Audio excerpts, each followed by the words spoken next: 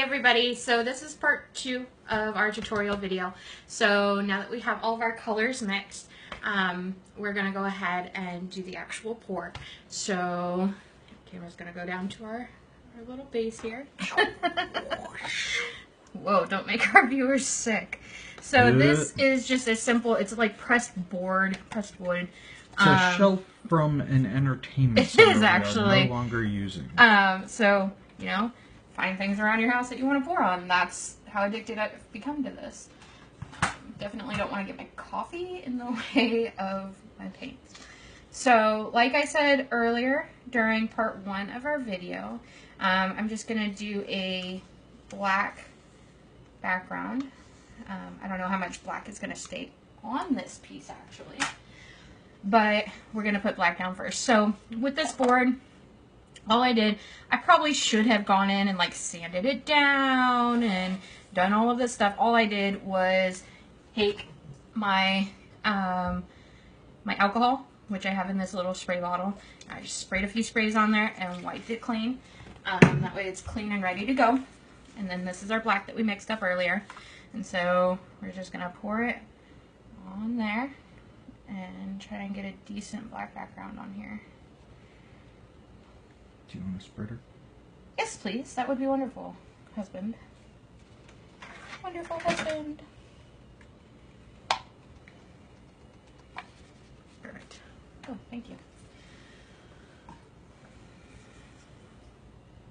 Alright, so we're just gonna make sure everything gets covered. And of course, we all know doesn't have to be perfect because other colors are going to be going on here as well, so it's not a big deal. And your paint, if it's the right consistency, it should even itself out again, which that's always like the lesson. If it doesn't even itself out again, then your paint's too thick.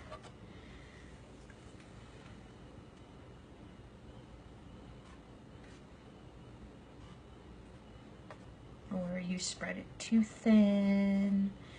There's so many different variables with this type of painting too.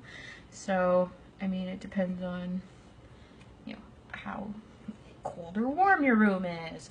If there's direct, like air movement.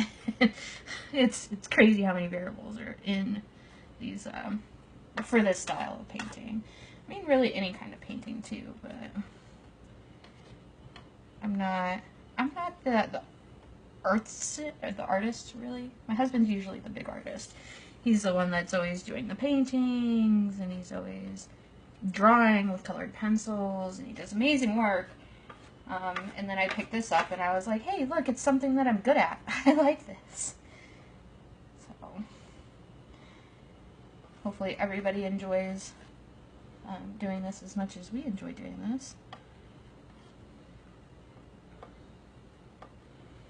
Okay, I'm just making sure that everything's covered over here.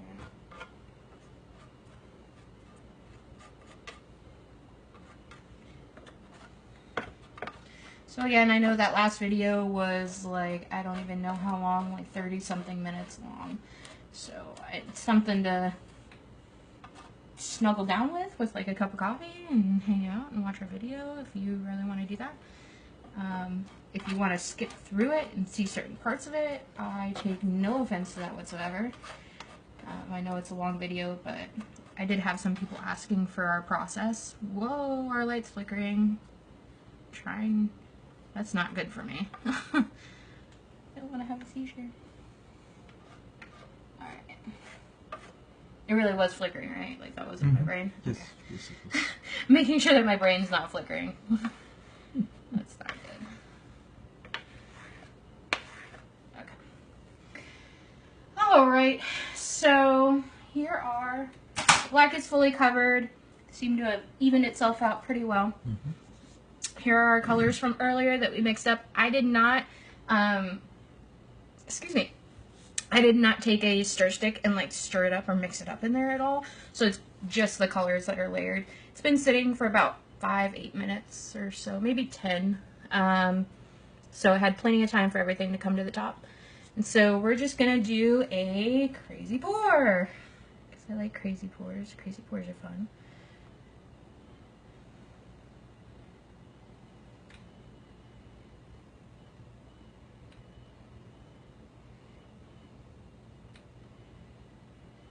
And this is what they call a dirty pour. Yes, this is considered a dirty pour.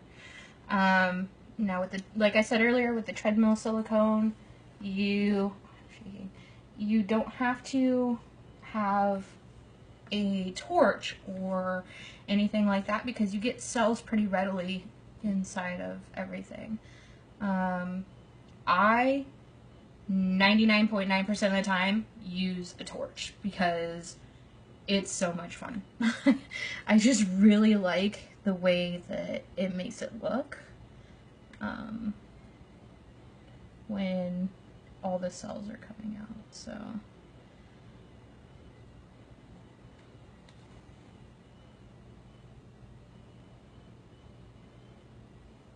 like I said, I'm no expert. I kind of just put things where I think they should be, and that's fun for me. I don't have the expertise of knowing exactly where things should be at. Well, that's the best thing about this painting, this style of painting. There's really no right and wrong way. If you like your results, then you did a good job. Right. I think that's why it's so nice for me to do it. And so, sometimes when you get towards like the end of your cup, you have like little stragglers, just little strings. I like to use those for like directional strings. I don't know.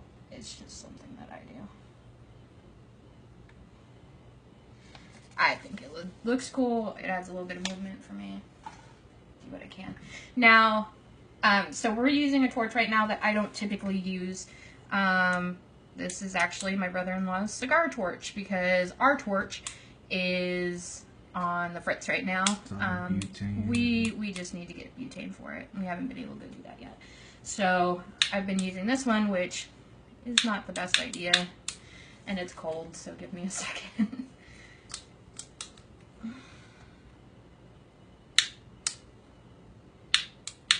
Make sure that the gas is turned up on it. Yeah, it's up over. Let me see.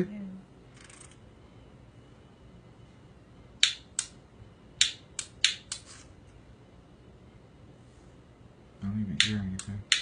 Me either. I hope that's not out of butane. That can't be out of butane. Not yet.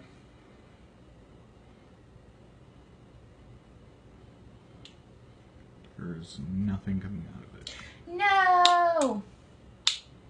Panic! Okay, so looks like we're having butane problems with this one as well, which... So, no fire. No fire, so... You can do some tilting, though, if you would. Yeah, I guess I'm just gonna have to do a little bit of tilting. That's fine. I love my fire, but I guess we can work with just some tilting, so... Oh, this is so much heavier than I want it to be. Okay. Ooh. And tilting is another thing that is completely up to you. You can tilt it lightly to slowly move things. You can hold it almost upside down if you want to. All depends on how you feel like going about it. Excuse me. And if you look at it, just by doing the little bit of tilting that I've done right now, cells are coming up like crazy. They're small cells, but they're coming up like crazy through here. You can see them all through here. It kind of gives it a little bit more movement. I actually really like this piece. This might get hung up. And there's that yellow. Gosh, I hate yellow, but it kind of turned green in some spots, so because of the black. Mm-hmm. So I'm alright with that, but like I said earlier, I'm just not a big yellow fan. I have problems with yellow.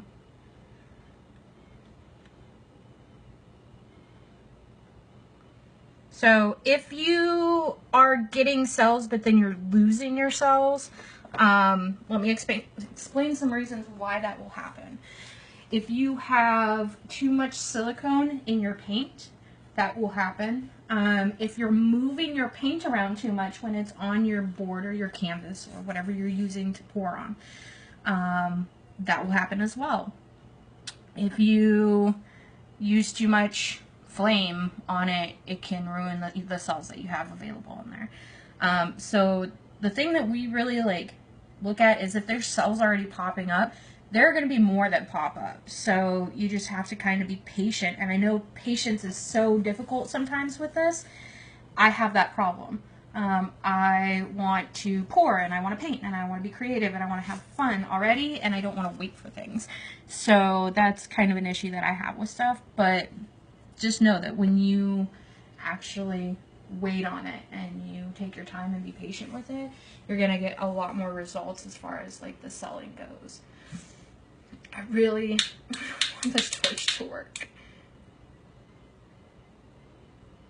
Nothing. Super sad. Sounds like it's out of butane. It does sound like it's out of butane, and that's weird because we just used it yesterday. Yep. Alright, well I guess that's not gonna work, but so I think I'm actually, unless David thinks that there's something else that should be done here, I like it. I actually might leave it like this. I think there's a lot of motion in it with the way that it swirls. And those extra little stringies that I used, if you look at them, they kind of tilted and swirled a little bit and came out like little lightning strikes and actually help define some of the cell formation there, which is really nice. Especially right here. Absolutely. Definitely helped.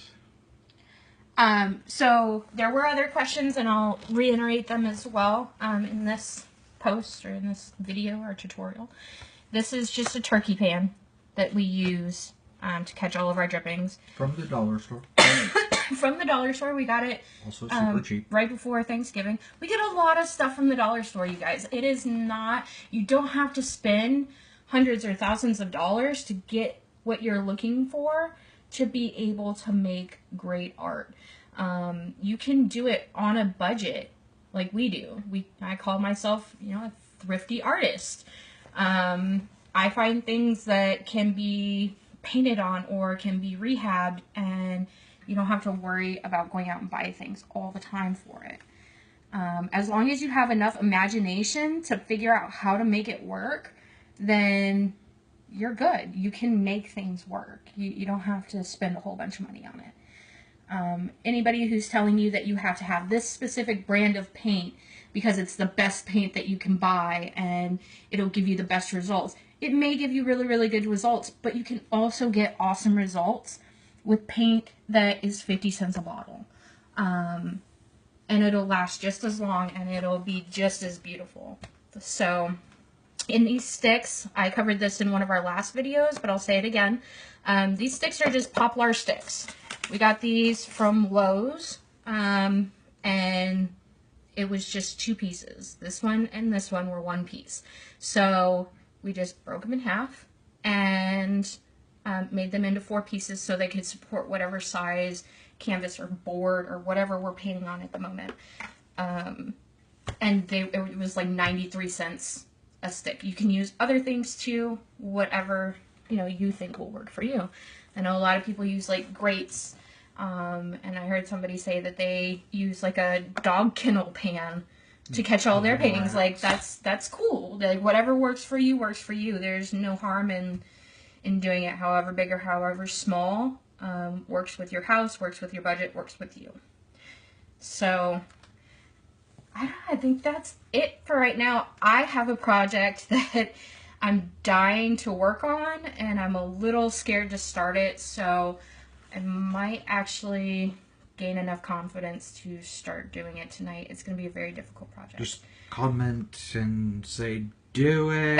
Don't be scared. Do it. He's been pushing me to do this project, and I think it's going to be beautiful when it gets done, but doing it scares me because there's a lot of little bits to it and a lot of little things that I'm going to have to figure out as I go. So Saying this for her and anybody else that is worried about trying anything like this.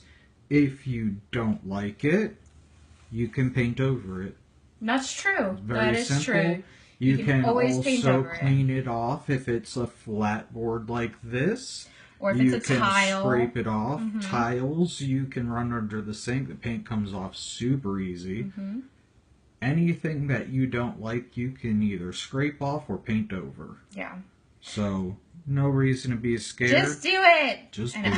it. I'm saying it, Like but Nike. I'm still nervous about it. But I think the nerves will go away once I start working on the project. So I might actually start doing that a little bit later tonight. Depends on if we get some snow. If we get some snow, I'm going to be hanging out outside and watching it snow for a little bit. But as per usual, everybody, if you have questions, comments, concerns for our safety, comment below. Let us know what you thought about the tutorial. I hope I covered everything. If you have any questions that I haven't covered, or you want to know another part of our process or anything at all, please feel free to comment and let us know what you have questions on or what you have comments on, because helping and learning is a huge part of our process. So we hope you guys enjoyed the tutorial. Thank you for actually watching the whole thing, or thank you for skipping through parts of it and actually coming to the end. We appreciate everybody. Thank you for commenting. Yeah, we appreciate everybody. And sharing. So, have a wonderful evening and enjoy yourself and enjoy each other. Have a good night.